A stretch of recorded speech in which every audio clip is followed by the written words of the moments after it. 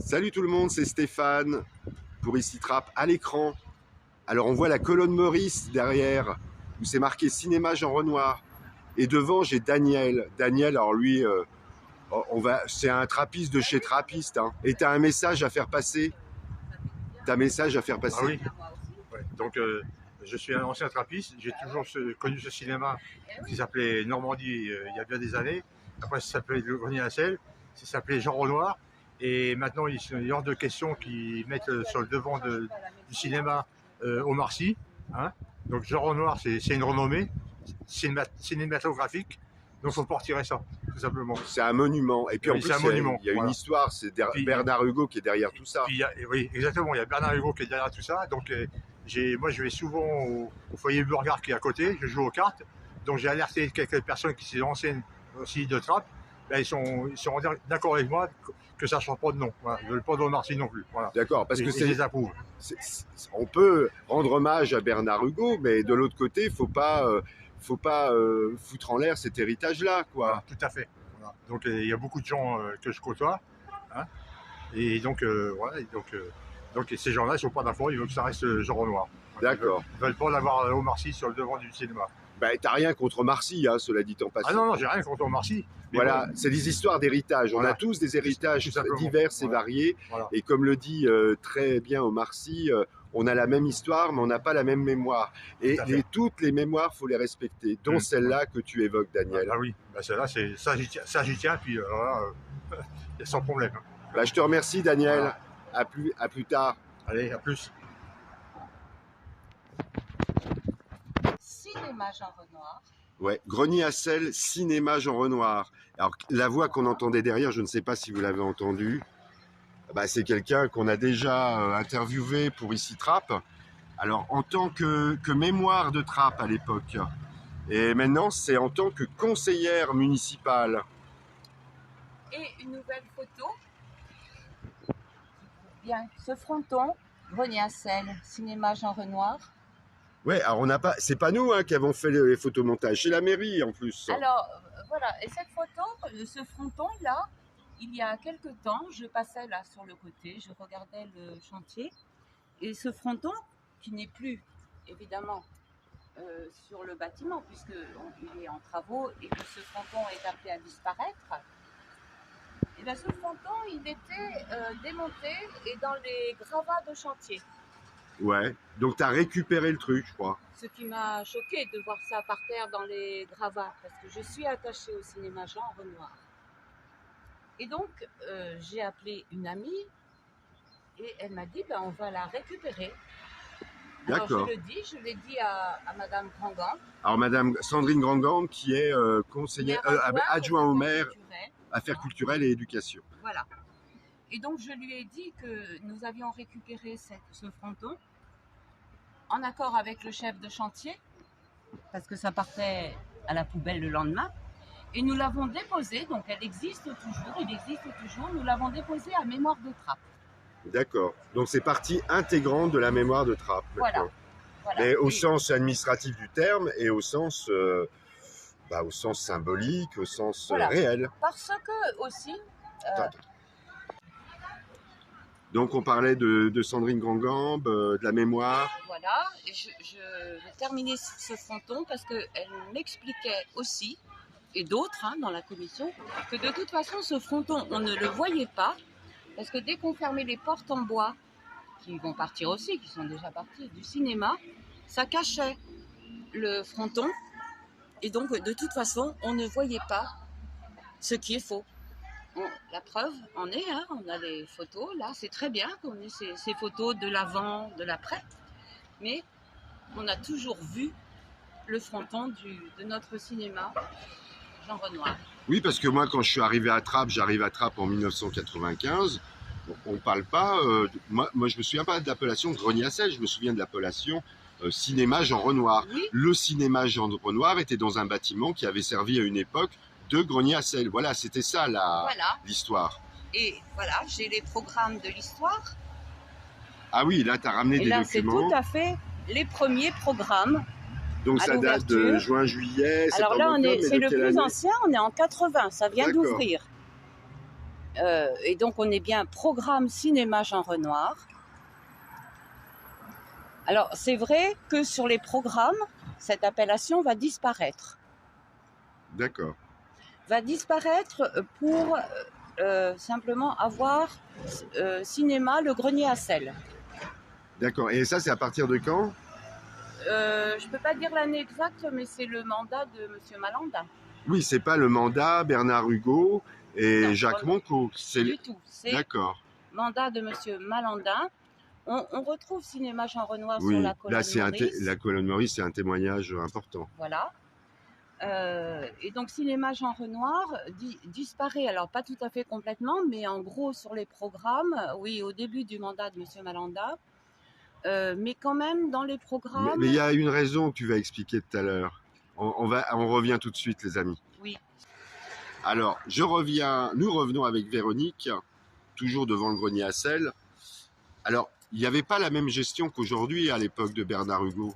Alors, tu disais tout à l'heure que l'appellation Jean Renoir disparaissait au moment des mandats Guy Malandin. Alors, il y a peut-être une explication, c'est que Guy Malandin a été la personne qui n'a plus voulu entendre parler d'une association, l'ACT, qui avait donné le nom. Voilà, l'association culturelle de Trappes, qui, au moment de l'ouverture du cinéma, avait été créée aussi pour la gestion des programmations culturelles sur la ville. Pas seulement le cinéma, mais principalement le cinéma, parce qu'elle est née au moment de l'ouverture du grenier à sel. Et cette association était présidée à l'époque par Bernard Hugo. Il était président au niveau du conseil d'administration. Après, il y a eu des changements de président. Mais il était maire et président du conseil d'administration de l'association culturelle de Trappes. Voilà. La ville avait donc confié par convention la gestion du grenier à sel en tant que bâtiment, mais également pour l'exploitation cinématographique.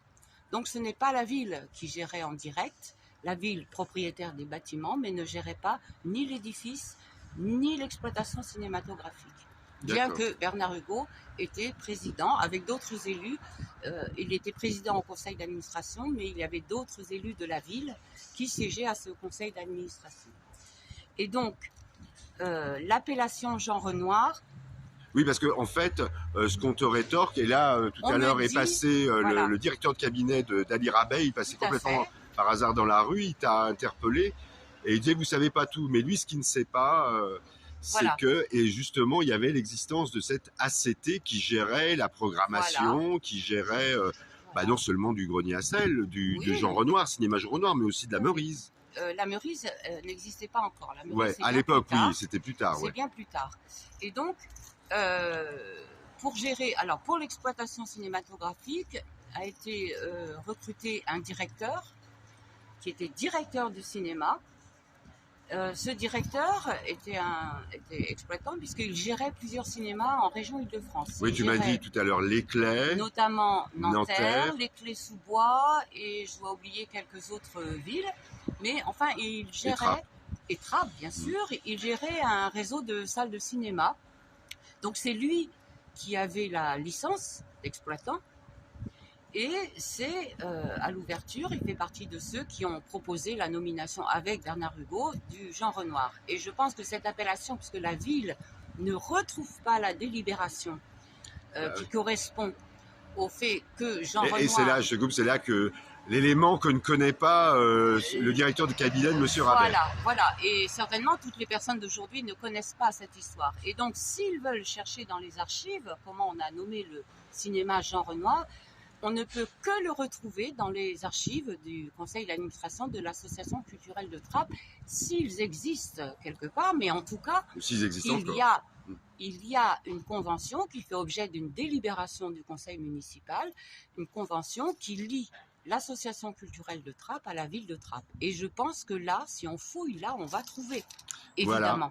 Voilà, monsieur le directeur de cabinet, monsieur Ali Rabet, monsieur le maire, et madame Grandgambe. Oui, et à madame Grandgambe aussi, parce que je vais lui rappeler, et c'est vrai qu'à la commission municipale, j'étais étonnée qu'il ne retrouve pas ça, mais cette histoire de convention et de gestion directe par l'association culturelle de Trappes, je l'avais un peu oublié et forcément pour moi c'est dans la délibération. Ça doit être par là. Voilà. D'accord.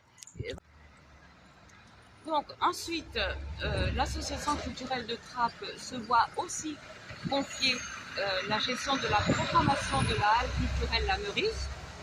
Je rappelle à cet effet que La Meurise a été nommée La Meurise parce qu'elle a fait objet d'un concours ouvert à tous les habitants.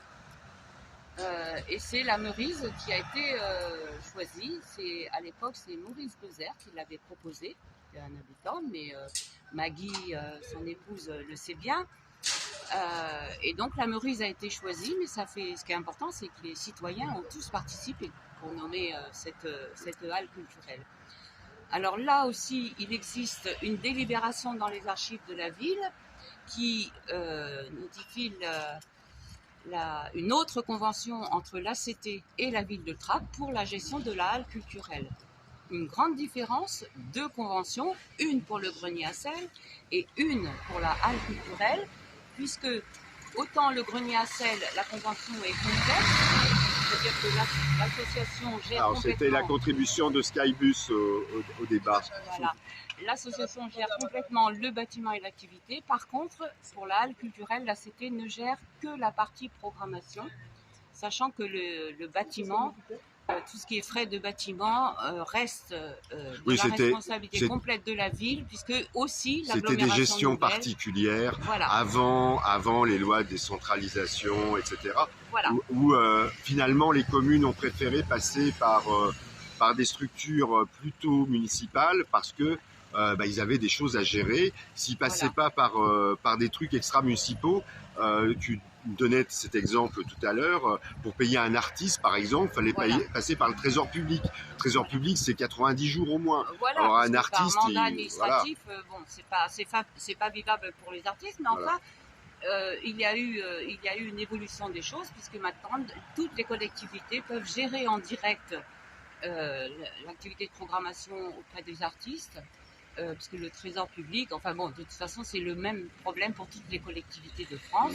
Et donc, ça a été réglé avec le trésor public, il n'y a plus de problème, il n'y a plus besoin de se créer une association pour avoir cette souplesse. Merci Véronique. Je vais avoir une autre question à te poser, mais on va changer d'espace.